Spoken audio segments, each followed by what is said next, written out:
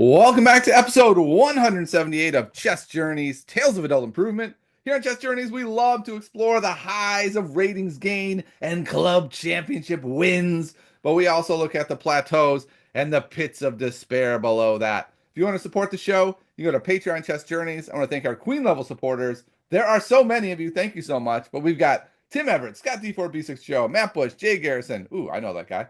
John Enbridge Burgess, Brandon Hallside, Jeff Peterson, Tobias Rex, Bob Berger, Nicholas Harrigan, Rich, Bradley Fenner, Fletcher Ray, who I met at the tournament this weekend. Nice to meet you, Fletcher.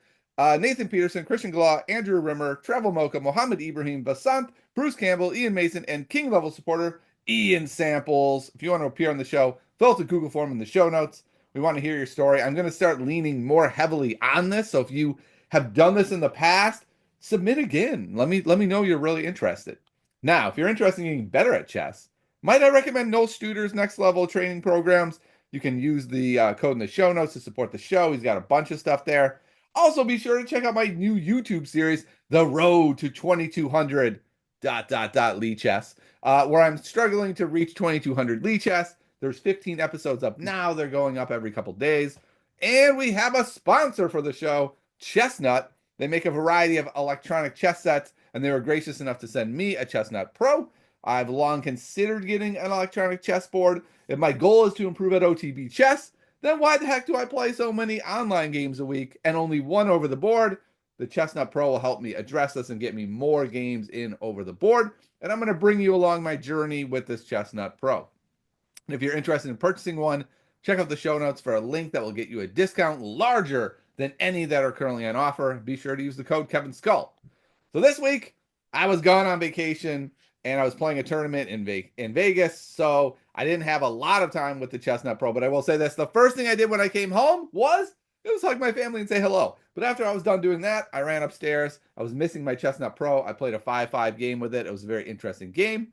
And also, I really think playing a whole bunch of OTB games on the Chestnut Pro before leaving for Vegas helped me quite a bit. That transition from the 2D screen to 3D was not as harsh as it often can be. I felt like that transition was easier because I had been playing more OTB. So make sure you stay tuned for some content where I'm going to challenge the rookie Redhead and others to some longer time controls where I will be playing OTB on my Chestnut Pro. And this is a great time to purchase a set through Chestnut. Be sure to use the code Kevin Scull. All right. Today we have something a little bit different for the show. This is my year in review. I always look forward to these until we do them. And then I'm like, oh, why am I so bad at chess? But to help us with this task, I brought in friend of the show and one of the head coaches at the Charlotte Chess Center, Jay Garrison. He's going to host the show. Jay, welcome to the show and take it away. It's your show today, man. Hi, Kevin. Well, thanks for having me, and thanks for you joining me on your show. No problem. And before we go any further, have you played any chess yet today? So I've had a very busy day, and we had a schedule, and you know what I did? I played one 3-2 game in case you remembered that question.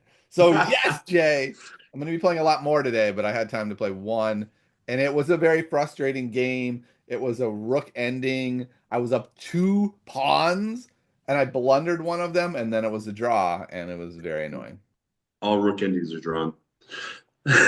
So before we go even further than that, I noticed in your background is the St. Louis Chess Club. That's the wrong background.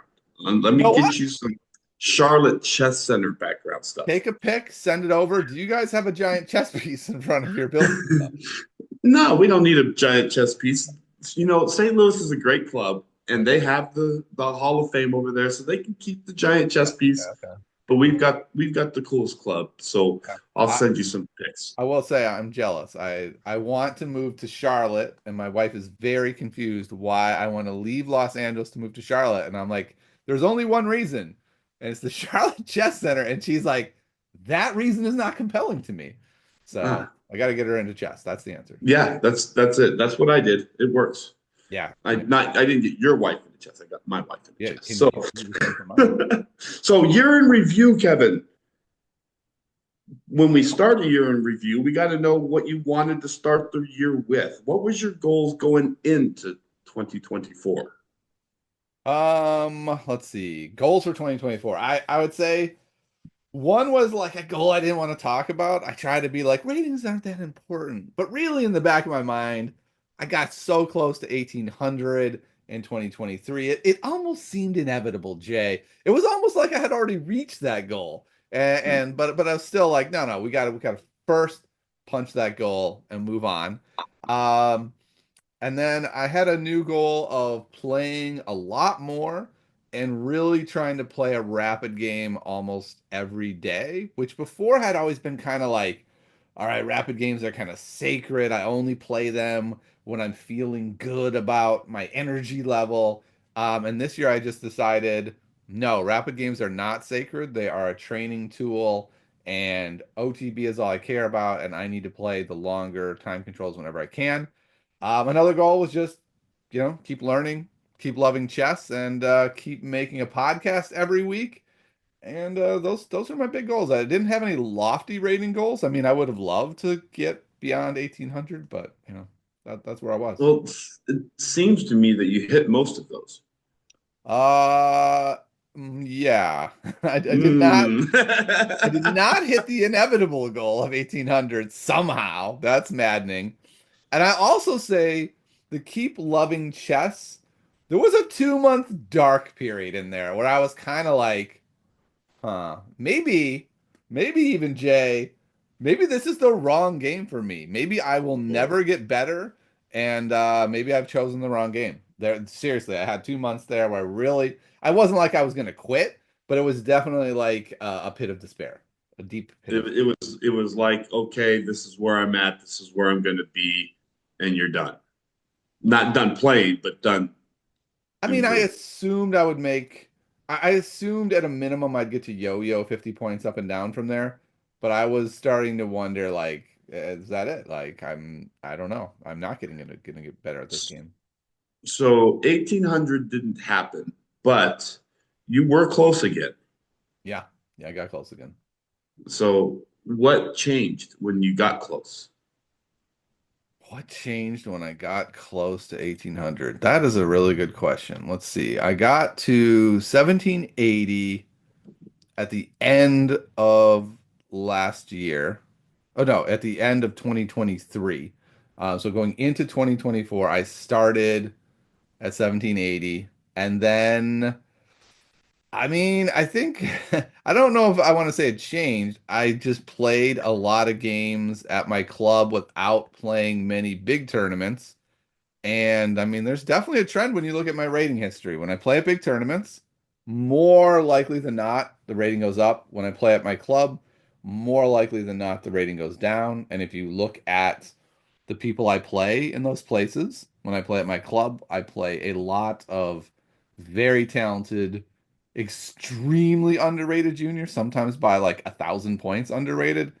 And everyone is a talented, underrated player at the big tournaments, but just not to the level of at my club. So I don't know.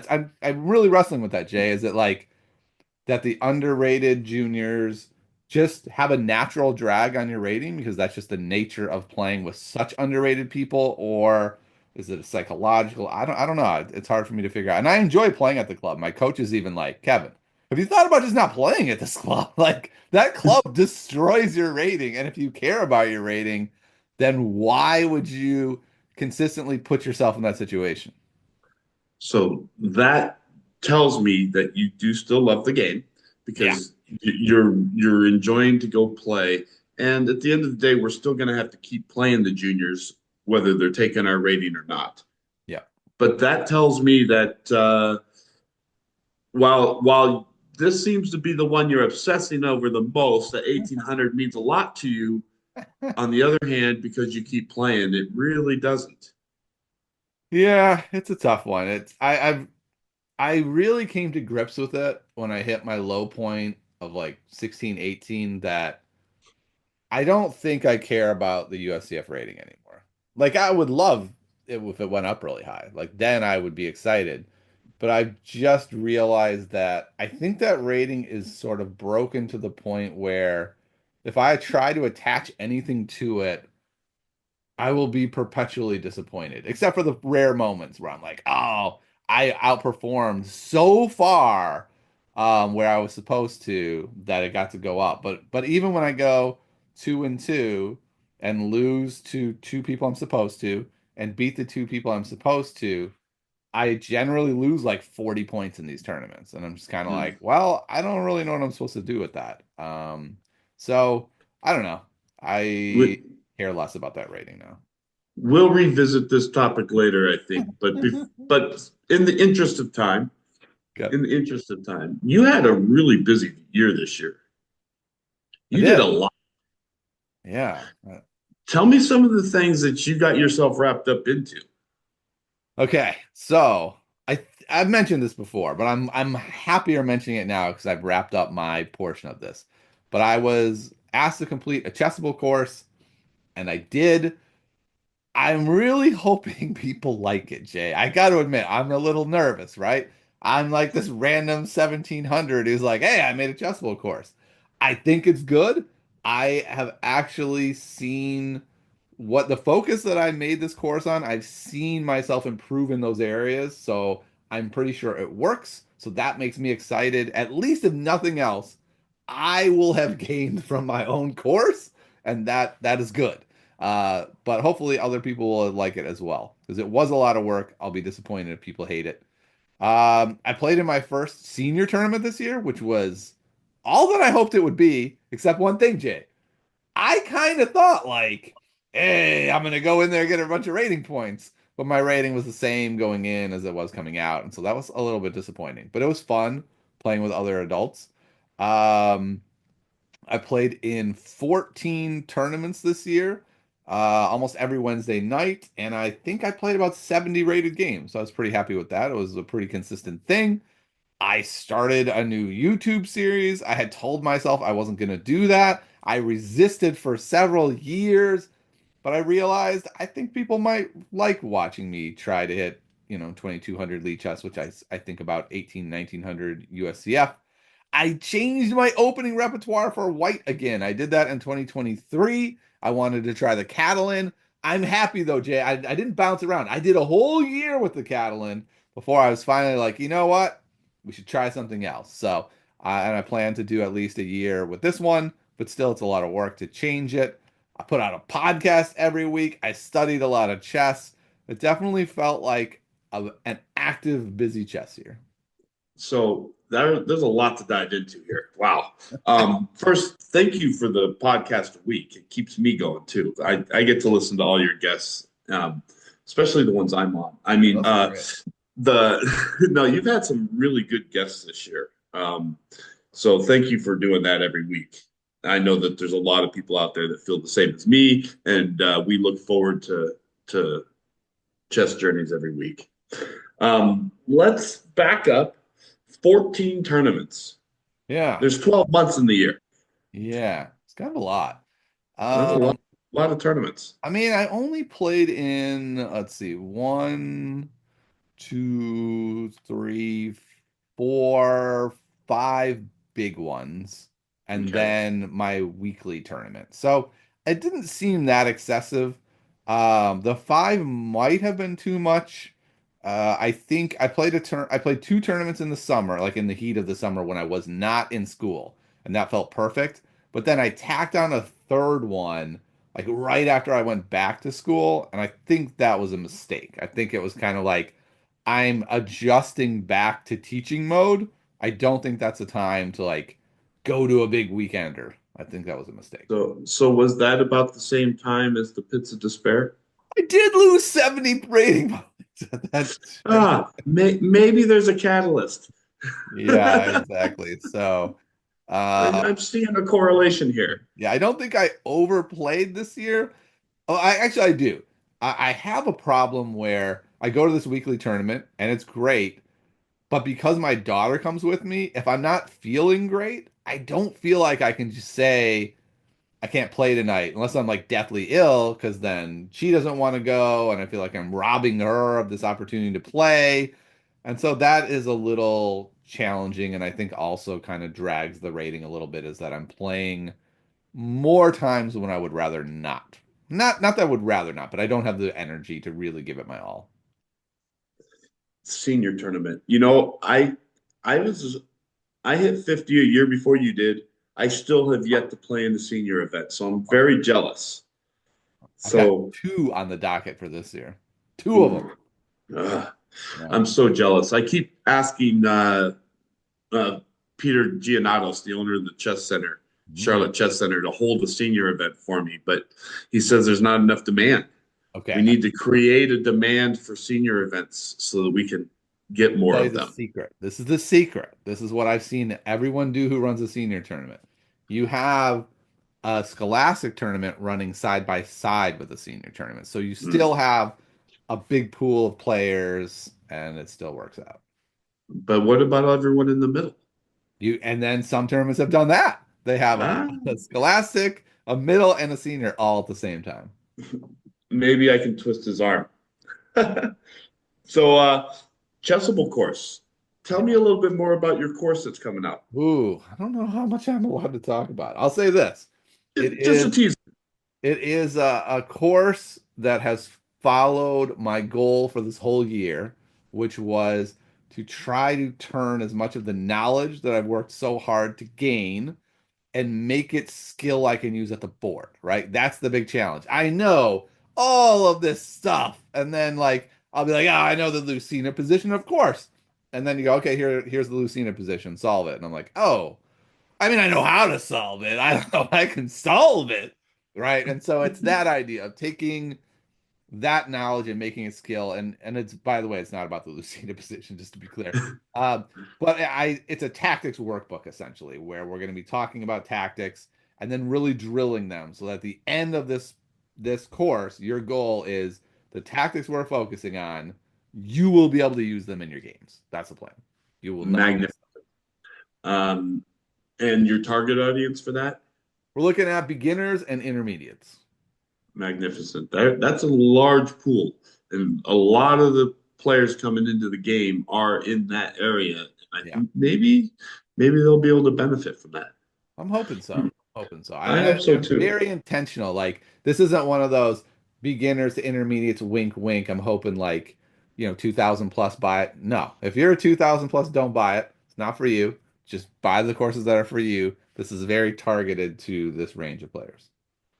Very good. Very good. Well, I wish you a lot of success with that, and I'll probably buy it for my wife Nice. because she's improving quickly and can use all the material she Yeah, can get. she actually would be good in this range. I think also buy it for some neighbors. You can't buy too many copies of it. Hmm. Can't buy too many. I mean, I can gift out a whole bunch of Yeah, why not? them.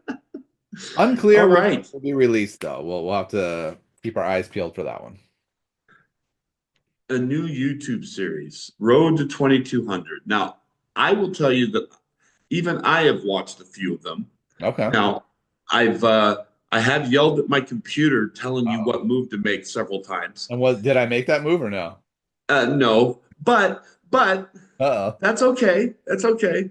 They was quite entertaining. I have enjoyed the series, even if I have to yell at the screen a few times. Yeah.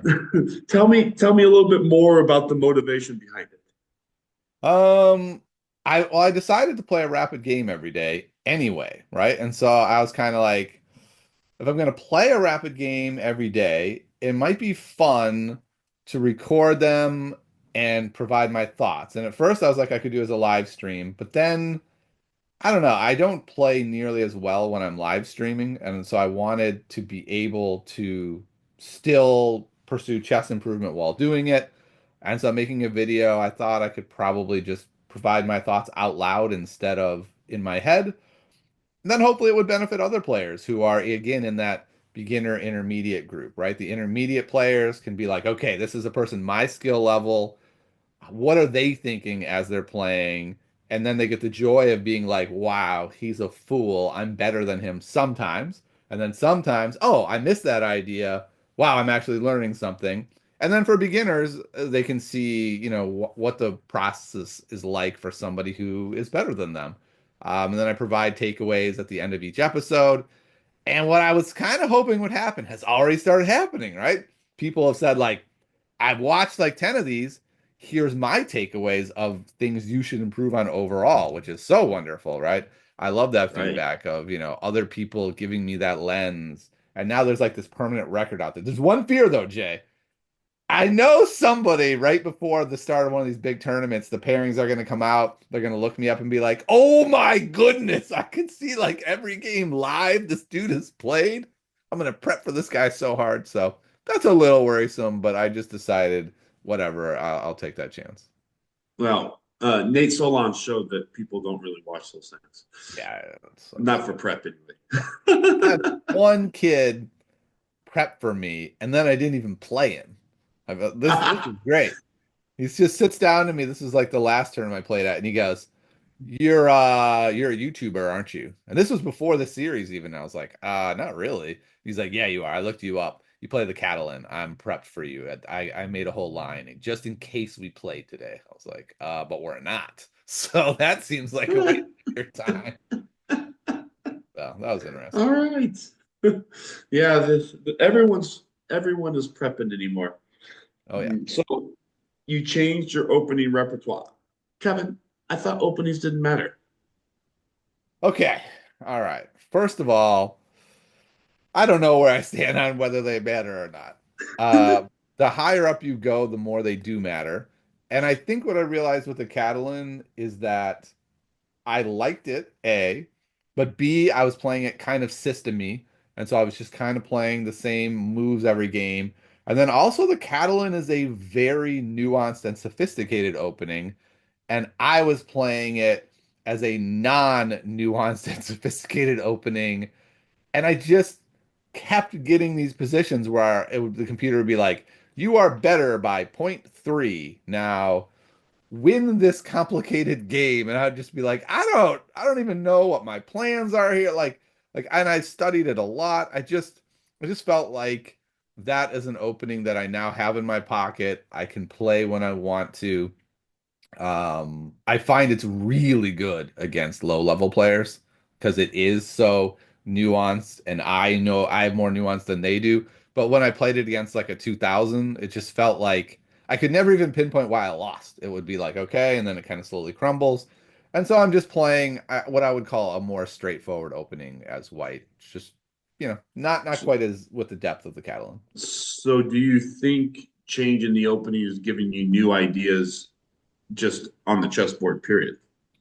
Yes. Yeah, that's been the other fun thing is that I have new ideas, new plans, and then I can always default back to Catalan ideas when I need to, like, oh, this position has become more of a Catalan.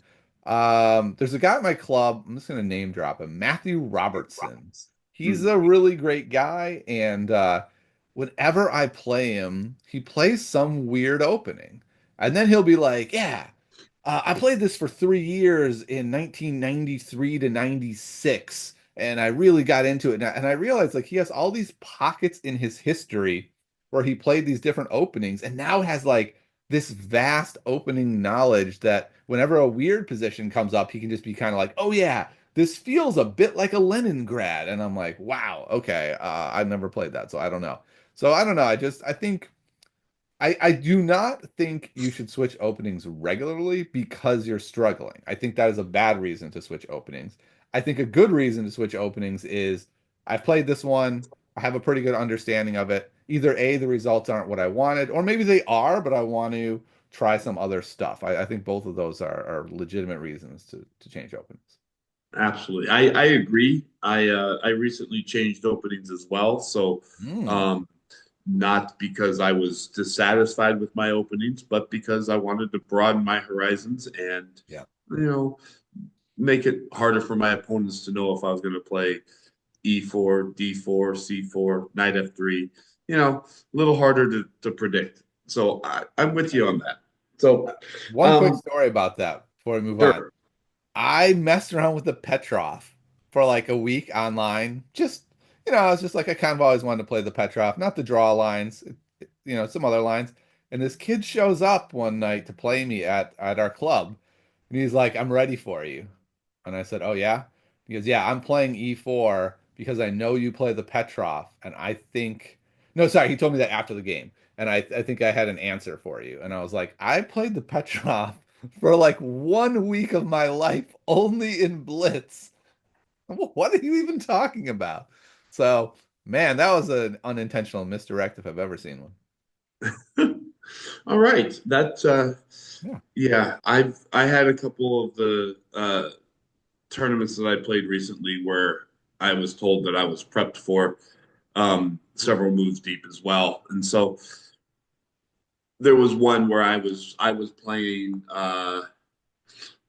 I don't even remember what I was playing. I think I was playing an English setup that I had never played before. I was just trying some C4 G3 lines and just to see what how they came out and they prepped for an English and I played a D4 opening. I think I played a London, so they were quite shocked when the second move happened on the board.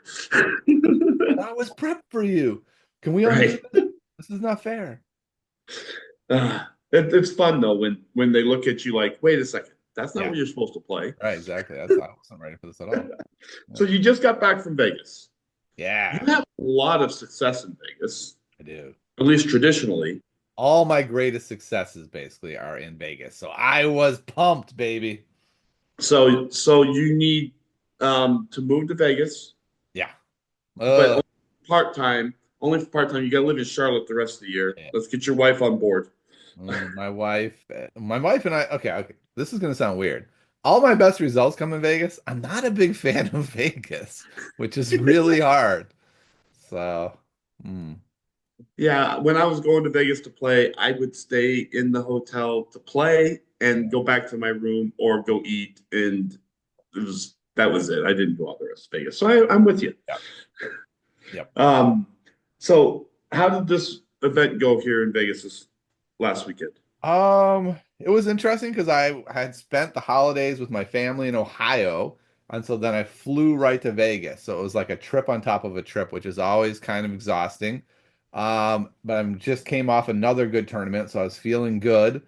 And I got a draw in the first game that I felt like maybe I could have won and made some mistakes, and then I won my second game. So I was like, "Here we go, baby! It's on!" I was playing in the under 1900. I was playing people better than me. If I had just dropped the tournament there, I would have gained a whole bunch of rating points. Um, so I was pretty pumped going into day two. Day two. Game one, I get this game. I'm up two pawns, Jay, and I've got him on the ropes. It's this kid, he's like 18, and his mom is watching the whole time, just like a hawk over my shoulder. I'm like, what is happening? Why? Like, I get it with the little kids. It just feels a little weirder with an 18-year-old, but that's another Right? story. It didn't bother me. I just thought it was interesting. But I missed one interesting move that would have essentially just won the game. Like not it wasn't like a backbreaker, but it was like he would have zero counterplay. I missed that move. He got counterplay. He was able to sort of twist it and turn it and eventually is that I think I lost that game. Eventually I Oh, ended up losing this game that I have was yeah, he ended up mating me. My king got stuck in the middle. And it was one of those games where it was like I'm winning if I can survive, right? And even the engine is like, this is an if, buddy. Like you better play this well. And then I missed one not easy move, though I did find it the next move, right? I moved and then like about 2 minutes after moving, I was like, "Oh my goodness, I could have done that," and I would. The game's over, and it just spiraled away, and so I lost. And so that was kind of heartbreaking. Then I drew my next game. So at the end of 2 days, I was like, "Okay, all right, it's not so bad." But then I lost the round five, and then in round six, this is where like the psychology comes in. In round six, I'm playing somebody, I'm better, I'm pushing. He knows he's worse, but it's not like I'm winning. And I ended up just, I don't know, I just didn't have the fight, Jay. I could feel like the fight leaving me. I liquidated down too far. I was up a pawn, but it was not enough. Oh, and then it even flipped it. It was all crazy. But I was not able to win that game. We drew, and it was tough. But I had an okay tournament. You ready for this, Jay? I went in Yeah. 17-15. I left 17-15. What? Yep. Yep. You're 2.5 out of 6 in a section that you played up into. So that's a higher performance than you should have got, yet your rating didn't change. That's how USDF works, man. It's great. Man, I love our rating system. yeah. Yeah. Huh. All right. Well, good job on your 2.5 out of 6 playing up. Thanks. It wasn't exactly playing up. I was in, okay, so my rating was 17-15. It was under 1900. So it's just at the Hmm. bottom of the section. And Ah, technically, because my head rating had dropped under 1700, I could have played in the under 1700, Jay. I could have gone for the lottery win. nah, I think you did the right thing. Yeah, I think so. So you had another tournament in November though. Yes, Pretty good that's the one. big one for me. That was the one that saved the whole year, Jay. I was in the depths of despair, deep into them. And I had the end of the year, we have our club championship.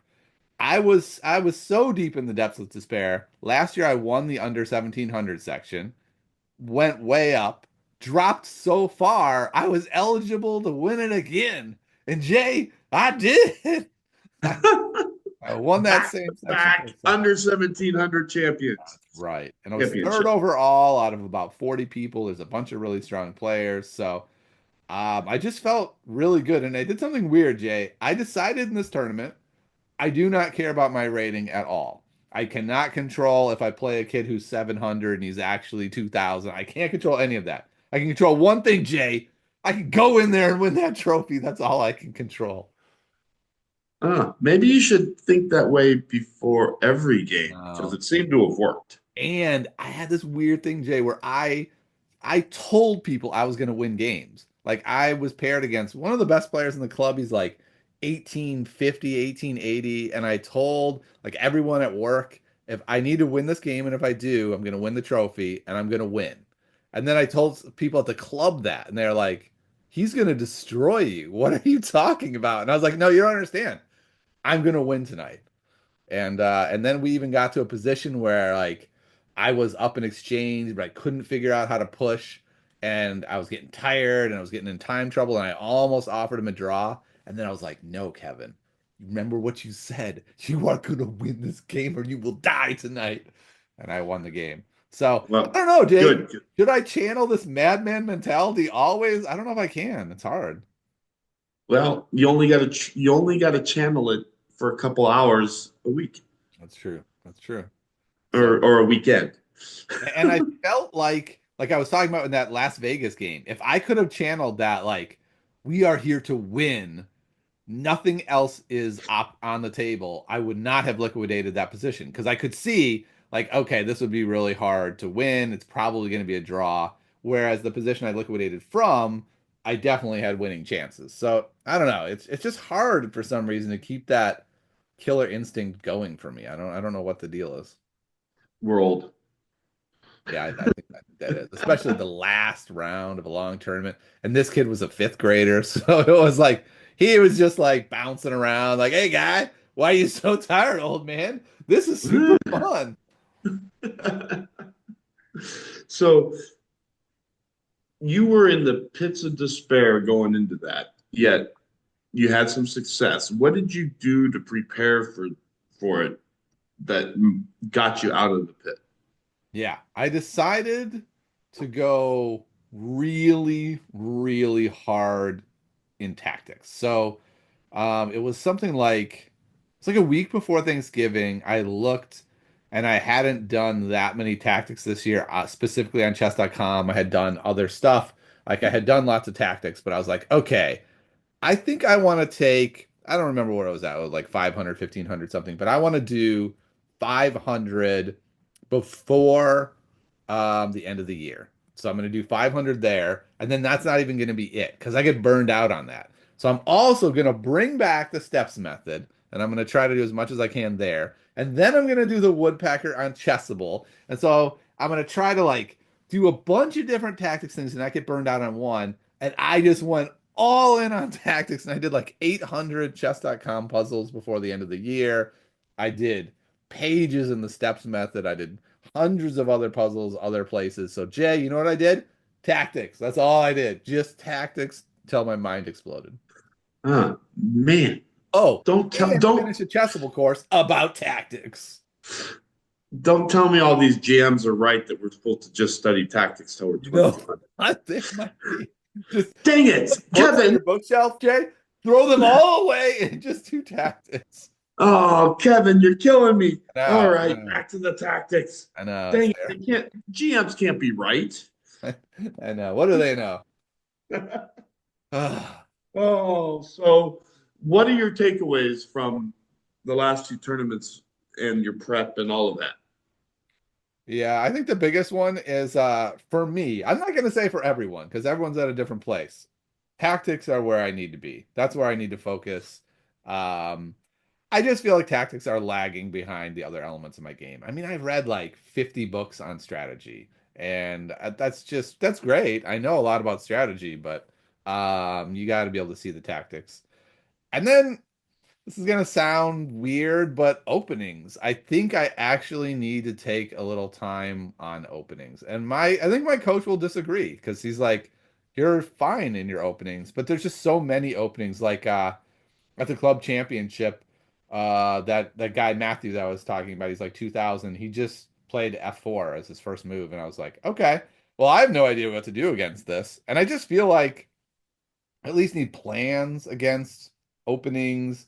I mean, that one's a little rare, but even like the Dutch, I don't have a great plan against. There's some other openings where when people play them, I'm just like, I don't know. So I'm not saying I need to spend like hundreds of hours and get chessable courses for all of them and grind the lines. I'm saying more that I think at my level, I need to have a pretty clear plan against any opening I'm likely to face. I think I have too many holes there because I've tried to lean into the like openings don't matter approach. And I agree at lower levels openings don't matter much and it scales up. And I think at my level I need to have a little bit deeper opening knowledge. And I think another big one is like I already talked about the sort of mental aspect of like being able to channel the killer instinct. When I did it for the club championship, it was 3 weeks in a row, man. I had to win 3 games on demand to win the trophy. And I said each week, I'm winning this game. I don't even care who I'm paired against. I'm winning. And one was a super talented junior. One was a person my rating, and one was a much higher rated person. And I just had that mentality and worked it. And in Vegas, I couldn't put it together, Jay. I was like, we're gonna win this game. And then a piece of my mind was like, why would you say that? That's absurd. They're better than you. How could you think you're just gonna walk in and win? And I was like, no, I did it before. Why can't I do it now? So I don't know, Jay. I don't know what the deal is. Maybe he was just a little tired, more tired, Yeah, travel. maybe. I think another thing is I need to have a good pregame ritual. Like Mm. I have a pretty decent one that I do in Vegas. I don't do it at home, and I think I need to start doing it. And the one round I couldn't do it in Vegas because a debacle happened. I went into the round really struggling. And one kid I played, it was really cool. He was white. He was there on time, ready. We had a little chat, and then when the game started, I hit his clock and he did not move. He closed his eyes and he did some pregame ritual. I don't know what it is. It took him about 30 seconds, and then he very calmly made his first move. And I was like, I need something like that. That like, I think it would be the opposite for me. Instead of a calming ritual, I would be like taking deep breaths, like I'm like hyping myself up, and my opponent be like, "What is happening with this guy?" And then I'm like, "The Start killer has been unleashed." start playing Rocky music and getting up and throwing jabs. Yeah. Yeah, I don't know what, but like, I watched that kid do his ritual, and it really seemed to like put him in. Now I'm in my chess space, and I was like, I need something like that. So it sounded like you had a good beginning of your year. You ended strong, a little bit of a trip through the just forest of despair in the middle. Yeah. So going into 24, you had a plan. How did that plan adjust and change over the year? I'd say the big overarching plan was to play more and learn less. The goal being that I have so much knowledge instead of trying to pack in more minutia about the minority attack or some pawn structure. What if I just got better at taking that knowledge and playing chess? So I really focused on that. I was pretty happy that I did that. I played more rapid games than I've ever played before. I played lots of Blitz. I just played a lot. Um, and I started the year saying like I need to do a lot of tactics, right? And then I don't know. I have a problem, Jay. It's like I do so many tactics and I'm like, I don't know, this is boring. Let's learn some new things about chess. So I went on this whole I had two games in a row where I missed an exchange sack that I could have done, and then my opponent did an exchange sack against me. So I got a book about exchange sacrifices, and I spent like a month like working with them, making them in all my games, losing every time because they were all bad. And my coach being like, what is happening right now? Exchange sacrifices are quite rare. You at your level should not be spending a month like going into the depths of exchange sacrifices. So, Jay, there were some detours, okay? There were some Detour. detours. I got sidetracked. I think what I found out this year is that when I was just doing tactics, my love of chess diminished. And I'm actually the kind of person who, in order to do more chess, needs to do some things that I really like, and that's learning stuff. I just like learning stuff about chess, even though it might not be the most optimal way for me to improve. It's what keeps me doing the things I need to do. So I'm actually, as crazy as that whole period sounds, I had a great time, man. I loved exploring that, and it really got me going on chess. So yeah, So it sounds like you will do the tactics. And there at the end of the year, you did do the tactics and they were very beneficial, yeah. but you're doing them because you have to, not because you want to. Yes, for some reason I was able in this November December stretch to convince myself that I wanted to do them. And I think having that variety really helped and not being like, all right, you get up, you do your 25 tactics just like you would do some push-ups and move on with your day. Instead, it was more like, I've got free time, I'm going to do some tactics. I'm at home, I'll do some on chess.com. I'm on the road, I've got my woodpecker method. I'm like focused, I'll pull out my chess steps book, and I was able to sort of take all the buckets of chess I do and filter them all through tactics, and that actually worked quite well. Actually, I was really happy with that. It sounds like it had some good results too. Yeah, So maybe this is just off the top of my head. Maybe you can find a way that learning the tactics yeah, fills both buckets. yes, and I think I found a book. Are you ready for this? I I'm think ready. this is the book that everyone should buy. It's by me. No, I'm just kidding. Okay, I'm buying it right now. All right. It is called 100. What is it called? 100 Tactical Patterns You Must Know. It's a brand new book by like Frank Erwick, and it's basically here are 100 patterns. If you learn them all, you're gonna have a pretty wide tactical knowledge. So it's kind of covering both, right? It's both that knowledge hole that feels like I'm leveling up somehow, and then also tactics and merging them together. So I don't know if it's the best book for everyone, but it is certainly the best book for me right now, and I'm really devouring it and loving it. Well, I clearly don't have enough books, You don't. so I'm gonna have to buy one. Yeah, but that book, I mean, when I the title alone, you're like, oh, this is an intriguing title. But I started working through it and I was like, okay, this is actually the book I want to not just do, I want to do it. And then there's a workbook also, and I have that, and I'm kind of drilling the tactics with the workbook. So it's been quite good. Very good. Well, I actually probably will grab that, but not because it is because I want to read it, but I also kind of collect chess books. So Yeah, it looks that way. um, I need that in my collection. Yeah, It's not there yet. It's like Pokemon. You got to catch them all. of course. So your ratings graph, though, Oh no, yeah. I don't think it looks as bad as you think it does. You know what? I was looking at it today and I kind of came to that conclusion as well. Before today, I was considering this year an unmitigated disaster ratings wise. And now looking at it again, I'm like, actually, there's some good spots. Yeah. Tell me what you're thinking. Okay, so I hit 1777 in June, and that was great. That was like 3 points off my high. So remember, I thought I was going to hit 1800 at the start of the year, and I was like, it's cool, don't worry. Now we're finally on track to do it. But then by October, I had taken that 1777 and dropped all the way to 1618.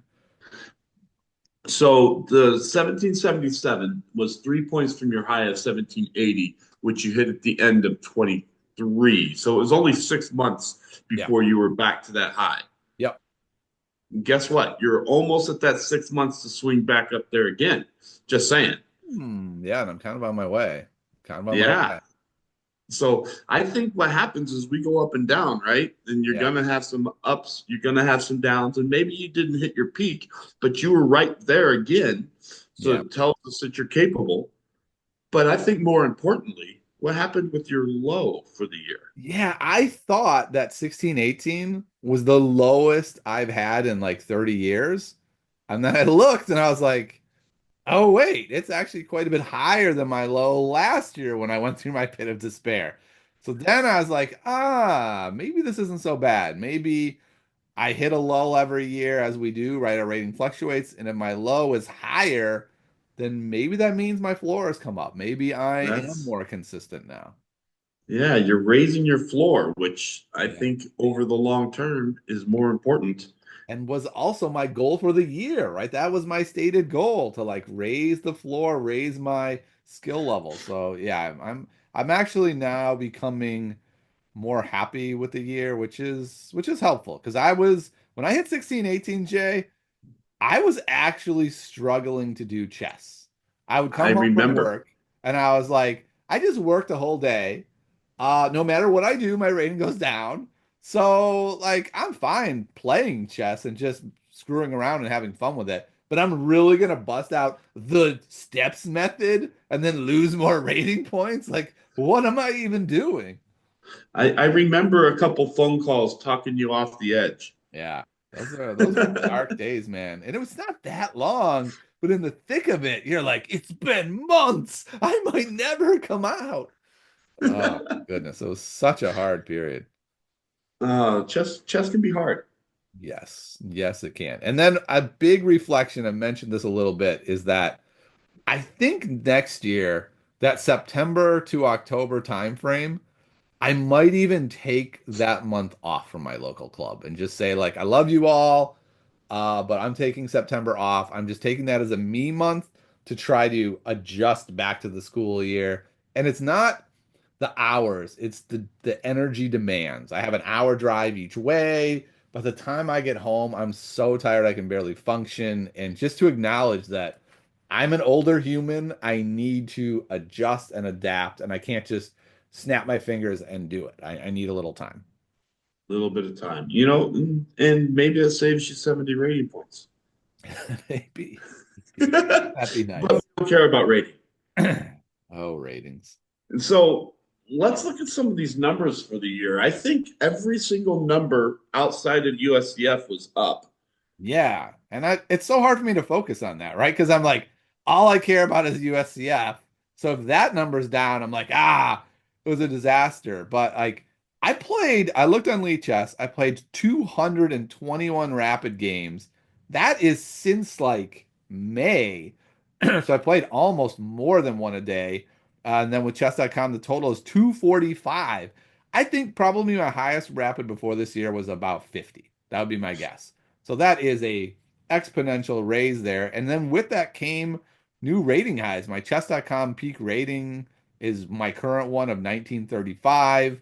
My Lee Chess has, almost 2,000. So those ratings are really up.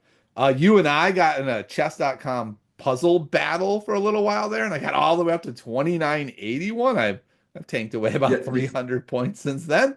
But you fell short. yeah, it was and that was right in the midst of that big club championship where I was ultra focused and I was like, the killer has been unleashed. I'm doing it at the board. I'm doing it in my just when I did the puzzles, I was more focused and like I must get them right. And then like when I was doing them in the airport, losing all my points, I was like, I don't know, this looks fine. I'm like, what are you doing? That is not how you do a puzzle. So yeah. It's funny because we did have this battle. I had slipped down. I was over 3,000, and then I had slipped to 2,700 something because I was like you, just this looks good. I Yeah. stopped calculating them. You ran almost up to 3,000, got Yeah. 200 points above me. Guess what it's done? I hit a new all-time high this morning of Yeah. 3,108. Whew. I think puzzle battles are actually really good. I think for everyone out there, find a friend. They have to be near your rating or puzzle rating because otherwise it doesn't work. Find someone near your rating. It will motivate you to take them more seriously. Instead of being that throwaway thing you do to supposedly get better at chess, then it becomes something you care about. You start doing them right, and that does get you better at chess. So I think it can be very helpful. Yeah, so thank you. And now you got to catch up to me Yeah, I know. That's next on the list. I played a pile of Blitz games, 814 of them, got my new peak rating of 1529. And for anyone out there who says Blitz does not help your chess, I don't think that's right. I do think it's right that like just playing chess, Blitz is probably not the answer, but I don't know, just more chess, I think, is the answer. More and more, this is, listen to Jay.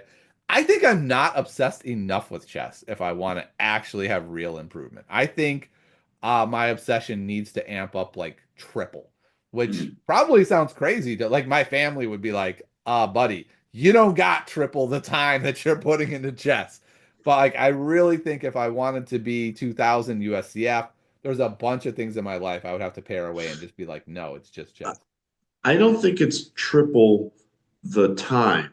I think it's triple the focus. Maybe it is. When you are chess time, it has to be like if you don't get this right and good, Yeah, you're dying. yeah, So you need to focus 100% and make it where it kills you if you don't get it right. And so yep. I think that's what drives us improvement. My coach is telling me also, like you, to get that killer instinct back. And I think having the killer instinct during practice will Hmm. make it easier to have the killer instinct over the board. All right, Jay. I'm a little worried. Okay, we're gonna do a little therapy here. In my Oh, early let's do it. 20s, the killer instinct took over all aspects of my life, and it was very bad. So I've bottled it up into this little jar I keep on a shelf, and I'm like, killer instinct. I can't really tap into you. You're too overwhelming. And when I open it just a little bit to try to tap into it, it's been fine so far. But I'm worried, Jay, that if I fully pull the stopper off that bottle, things are going to go sideways. So I read a book. I think I recommended it to you. I'm going to look it up as we're talking, but I had read this book um, about 8 months ago, I think. I had heard it from maybe I had read it actually the first time, even before that. But um, it's called The Alter Ego Effect by Todd Herman. I had heard it on James Altucher's podcast, Okay. and he talks about how you can have two personalities, one when you're playing and one when you're with your family. And Yeah. that's what a lot of these elite athletes do. He Oh, yeah, talks a true. lot like Kobe Bryant. He was the Black Mamba on the court. Yeah. No one messed with him. He finished things off, right? But Yeah. off the court, he was a great family man.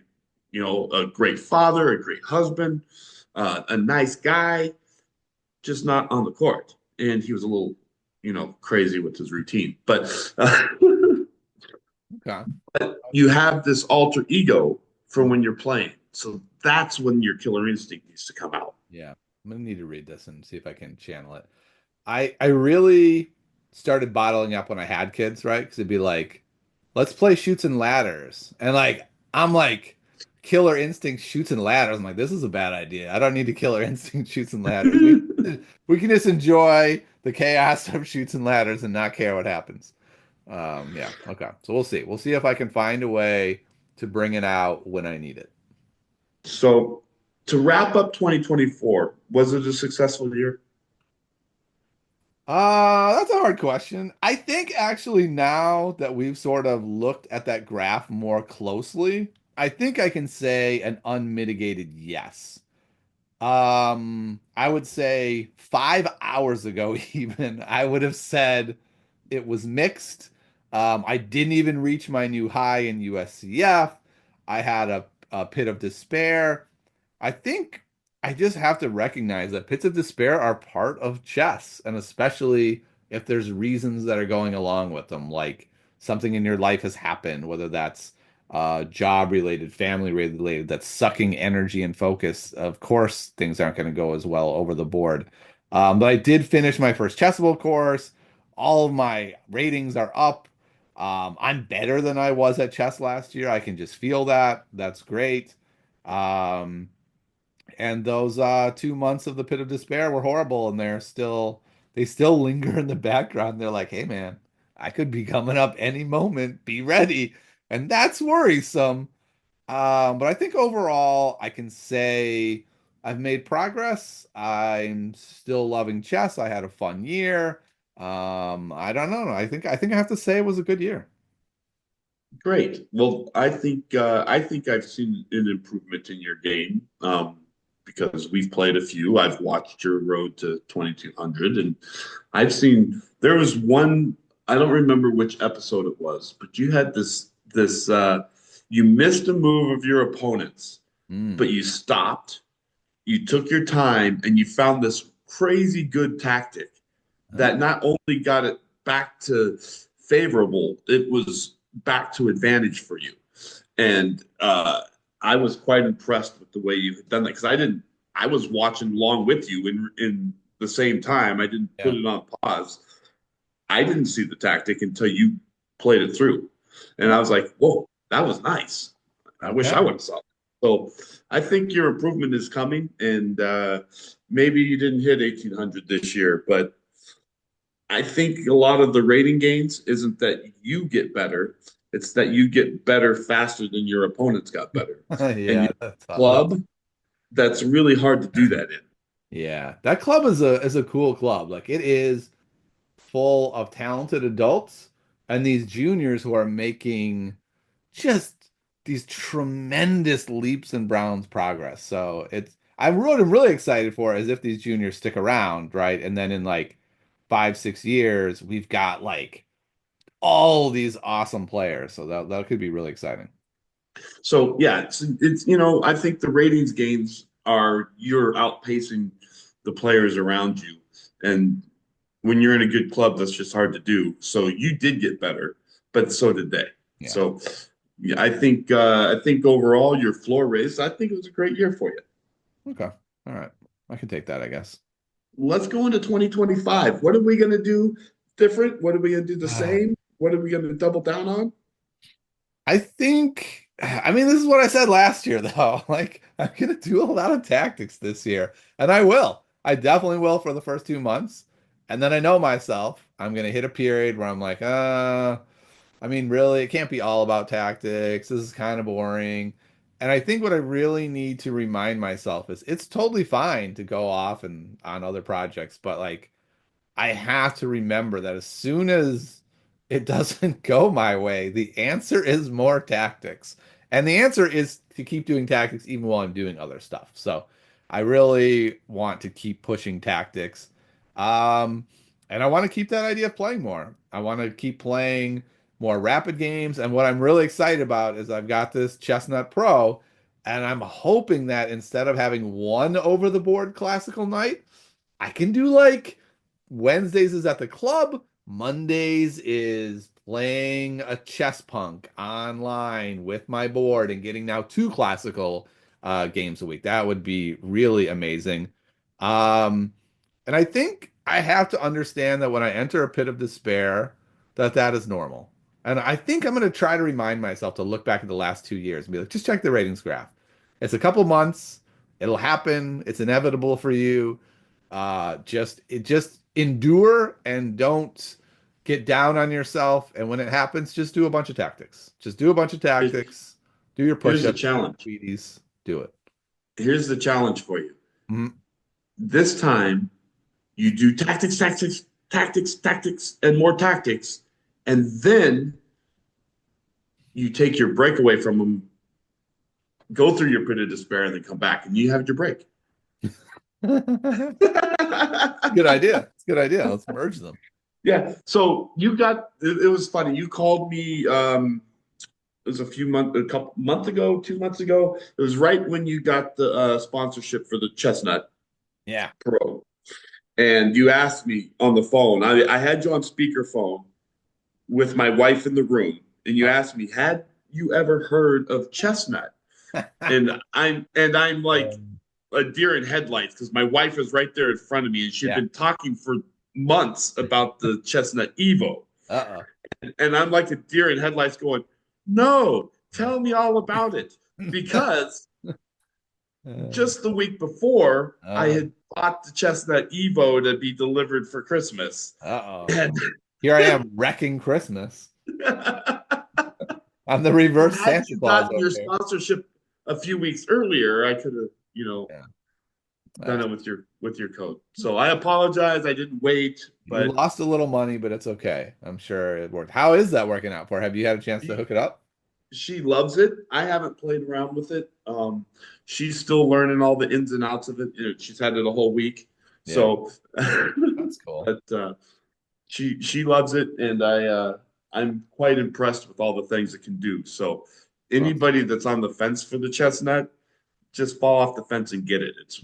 It's Yeah. well worth it. I So gotta say that that is probably the most exciting change for 2025, right? Because much of it is just sort of trying to continue what I have been doing, and this is the big new piece that I'm hoping is going to unlock something big, right? That by being able to play as many over the board games as I want, this is something I didn't have access to before. It's like having your roommate pick up chess, right? I'm just like, oh, you're into chess and you're good now? Oh my goodness, this is going to change everything. So yes, that's what I'm hoping will happen. We'll see. awesome. We'll see next year in my recap.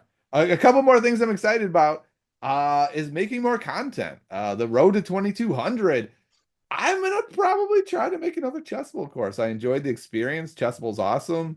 We'll see. They might be like, "No, man, that's cool. One was enough from you." We'll have to see. And then continue just enjoying chess. I've made a lot of friends this year. It's been a lot of fun. I love going to tournaments and having people come up to me and talk to me. I feel like I have the perfect amount of notoriety, right? Like Gotham Chess would struggle, right? The whole room would surround him. Where me, it's kind of like, if you listen to the podcast, tell me it's awesome. I only have like, 30 people who talk to me the whole time. It's great. Well, I want to add one more thing to your list for 2025. Okay. That's a trip to Charlotte. That is perpetually on the list. That's on the list every year. So we're gonna see if we can make it Well, happen. let me just twist your arm. I'll sweeten the deal Okay. because I know once you get here, um, May never leave. What if I just messaged my family? You guys have a choice. If you love me, you'll join me in Charlotte. I don't know how that works. that, if they love you, they'll follow you. It'll be a bold move At, then. at least one of your daughters will come. She Yeah, likes chess. maybe, probably. Maybe. Maybe. It's a coin flip. All right. Well, I would love to have you in Charlotte. I think you would enjoy it, and Yeah, I might be a little biased, but I think we have the best tournaments in the country. it So seems that way. It seems like a lot of people agree. let's uh let's we've been talking about adult tournament stuff, and I'm kind of leading into that. You had some ideas that you and I had been talking about throughout the year. Yeah. Let's talk a little bit about them while we're on the air. Yeah, but this last tournament especially, I've been thinking a lot about this idea of like adults, chess, and kids. And I want to preface this by saying I really have enjoyed playing with the kids at our local club. It's really fun to see their rapid improvement. Especially the kids at this club are all like so well behaved and nice kids that you can't help but root for them. But I was also kind of reflecting on how like it's such a weird thing where like any other adult hobby, right? Like we're not going to be professionals, right? This is our hobby. This is something we like to do. It's a really weird hobby that not that there just aren't opportunities to just do it with other adults and hang out. Like if you were to join like a rec basketball league, people wouldn't be like, "What? Why didn't you invite the 10-year-old neighbor? He's really good." It's like, well, I just kind of want to, be in an environment where I can hang out with other adults and play. So much like the kids have their scholastic situations where they have a chance to make friends and hang out, I just think we need to set up something for adults. And I think the way to do it is to remove the lottery element. Like, I think it's just bizarre that we have these giant tournaments where it's like the entry is $300. And if you're underrated enough, you can win 7,000 and the rest of you will get nothing. And you're like, okay, what if we just didn't do that? What if we instead had like smaller adult tournaments, and then if you got first, you got trophies, and you could bring that home and be like, "Look, I got this trophy," and it didn't cost $300 to get in. So I don't know. I just have this wild idea, Jay. It goes something like this: like Charlotte runs the Amazing Altos. Those tournaments are awesome. So what if instead My of just favorite. Charlotte running those, we ran them all over the country, and they were under an umbrella, whether that's the Chess Journeys tournament series or the Chess Punks tournament series, and you would get points. And at the end of the year, we would crown, an Alto champion. And each of the individual events would have trophies with them. The end of the year would have a trophy. Because, Jay, I don't know about you, adults don't get trophies in their lives. Kids are like, I got a trophy for showing up to 4 soccer games. I got a trophy for this. But adults, you live your whole life, you might get like 2 trophies. So I don't know. Let's get another couple opportunities. I think it would be a lot of fun. Kind of move it out of the lottery element into more trophy space. I think we can keep the big giant lottery events where kids and adults are together. I'm just saying, and also, and what if, and on top of what we currently have, we had some cool adult series. Well, I'm always about the uh, adult chess. I go to the Alto every year now because it's right here in my backyard. My favorite tournament of the year. Like you, Everyone I says, Jay. Every adult I talk to, if they've been to the Alto, like best tournament by far, the Alto. Why can't we figure this out?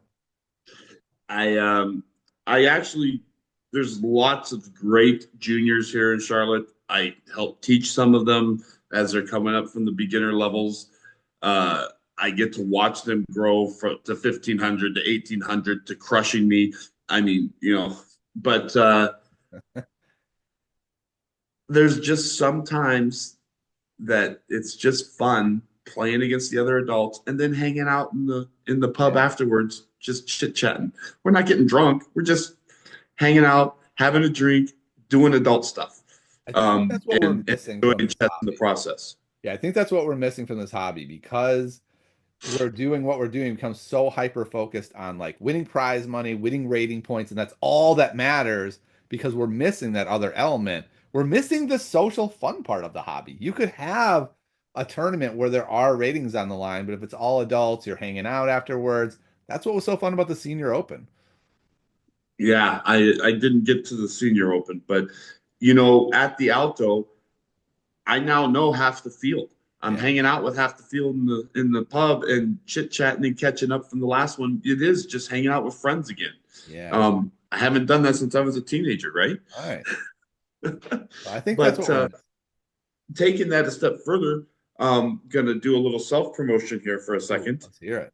I on Monday nights at the Charlotte Chess Center, I run an adult casual night, Ah, see, that's what we need. More of these.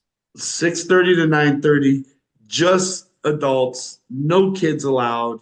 Um, '80s music, not overly loud, so we can still play chess, but Yeah. we're all just chit-chatting, having fun, other adults playing chess. Everyone wants to see everyone get better. Bug house in the other room, just fun. And we need more of that everywhere, not just here in Charlotte. But if you are in Charlotte, you can come hang out. Yeah. I will. I'll be there soon. And then another promotion for Charlotte, for adults.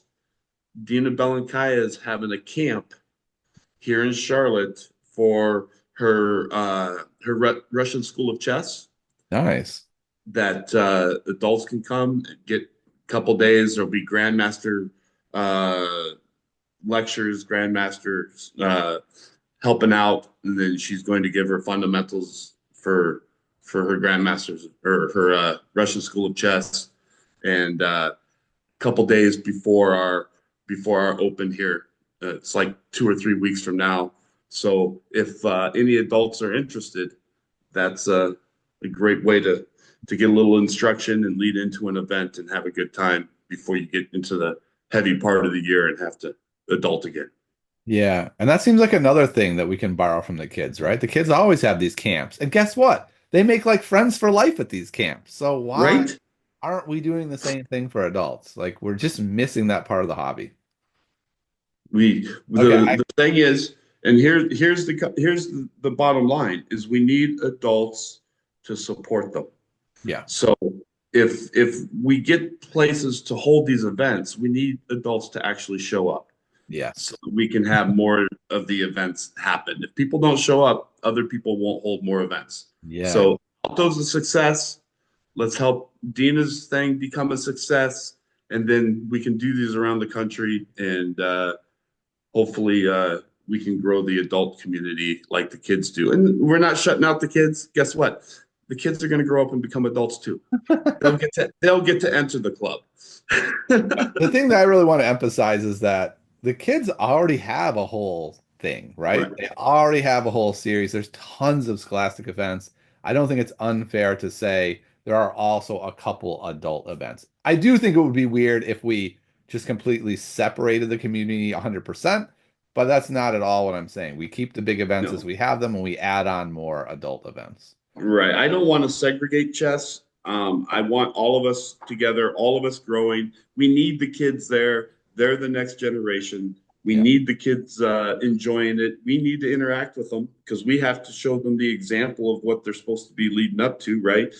For etiquette and for proper, well, most of us can hold ourselves properly, but but we're teaching the kids how to grow into chess while they're beating us. So Yeah. uh, I think it is important for us to keep it together.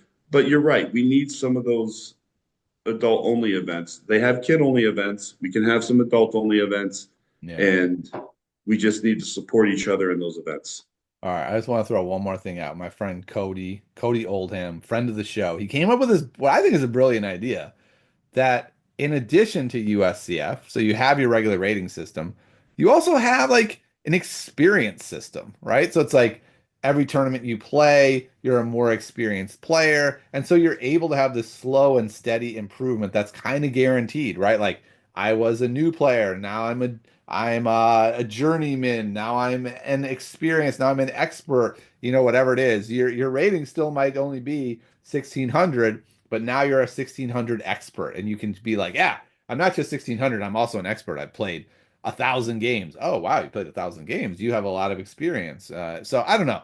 I think it's just something, there's always something to keep you going is helpful. I think that the rating system. I don't think the rating system is necessarily uh, wrong. I don't think it's misplacing a lot of, especially the adults, but I think it stopped doing what it was supposed to do. It's no longer predicting the result when you sit down, which is what the original idea was behind it. We need to revamp it somehow. So I agree. I don't know if the experience system is the right way. I don't know what the right way is. I'm not that guy, Yeah, that would just be but an extra thing. I don't think yeah, the experience thing does what a rating system is doing, right? A rating system is trying to tell you how good you are. The experience system is just trying to make you feel good, right? Like, look, You played all these games. We're crediting you for that. Let's uh let's find something to keep more people playing Yeah, that's the and bring goal, more people to chess. right? That's the goal. I'm really dismayed by all the adults I see and talk to who are like, it's just not that fun. I show up, I play almost exclusively kids now. I'm not going to become friends with them. I can't make friends in this hobby that I'm doing. I think I'm going to drop out and just play online. That's kind of what I'm trying to mitigate. For the people who don't Right. mind playing against kids, awesome. We already have stuff for that. But there are a lot of adults who would like their hobby to be I go hang out with other adults on a Tuesday night and we hang out and have a good time and play some chess and I make some new friends. Absolutely. And I am 100% agree. Uh, they look at me weird if I ask to hang out with a 12-year-old. Just so and the parents, I said we're gonna go get a drink, and the parents look at me like, what are you talking about? Chocolate milk. No. You guys are having chocolate milk too. Right, right. No, but in all seriousness, you're right. We do need to keep the adults in. We need to have that social aspect for adults, and we need to do something for that without taking away from the kid stuff. Yep, exactly. So, And so we've gone way over yeah. because I like to talk a Been a lot. I year. think It's been a the year, top, man. but we have one more thing that I want to talk about before I let you go, Okay. and that's what's in store for the podcast for the next year. Ah, man. I always have like grand, lofty ideas, but none of them come together. Time is just an issue. What I would love to do is say I'm retiring this year and then I'm going to do all this stuff, but I'm not. I'm not at all retiring this year. I think the podcast is on a good trajectory. I like how things are working. I would like to get a little better at getting a couple podcasts in the bank. There are days it releases Wednesday at 11. I recorded a podcast Wednesday at 9. Like, Mm, that's how close sometimes it is to even making it out that week. It's not a job for me. It's something I really enjoy, but it can be challenging to make it all happen. Because I've started the road to 2200, I would like to slowly add episodes to YouTube as well. I'm always looking to add more diversity to the show from gender, age, ratings, like all of the different elements I'm trying to engage with. So I'm always on the lookout for someone who's not the normal guest, right? Because those are the people that don't reach out because they're like, I don't fit the profile of what you would look like. And I'm like, no, no, I want the person who's like 700 but loves chess and has been going to tournaments. That's like that's the person I want the most, right? But those people are like, I'm not going to submit my name to your podcast. Like I'm embarrassed by my rating.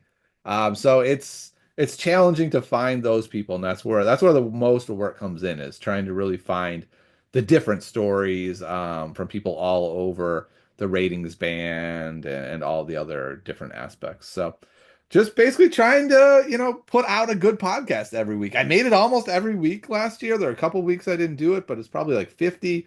So, that's what I'm hoping to do. Also, Jay, a sponsor. It'd be good to get a sponsor. We've got Chestnut right now. That's awesome. I don't know.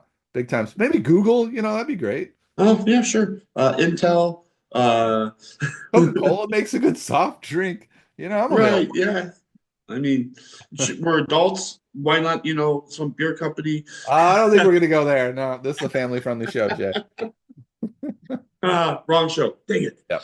But no, I think the podcast is doing great. I look forward to it every week. I know others look forward to it every week, and I hope you continue doing it. So thank you. That's certainly the plan. Hopefully, the plan is December 2025. We'll do another one of these things or January. Yeah.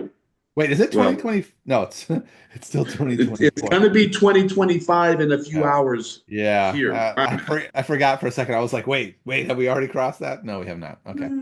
So I also have a project that's going to be landing soon. So Ooh. I'm sure you and I will get together Yeah. again here soon.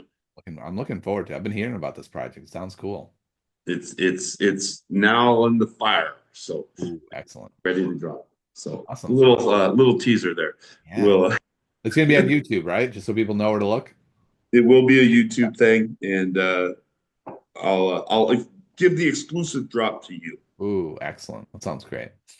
All right. Awesome. I appreciate you. Thank you for all your hard work, and thanks for letting me hang out with you. No problem, man. Thanks for hosting. So everybody out there, I hope you're not in a pit of despair, but remember this. Remember this from my lesson. The pits of despair don't last forever. They feel like it. They feel like they're 9 months long, and then you look back and you're like, that was 5 days. Wow, how did it feel so long? Come back next week. We'll have another guest for you, and have a great one, everybody. I'll see you next time. Goodbye. Bye.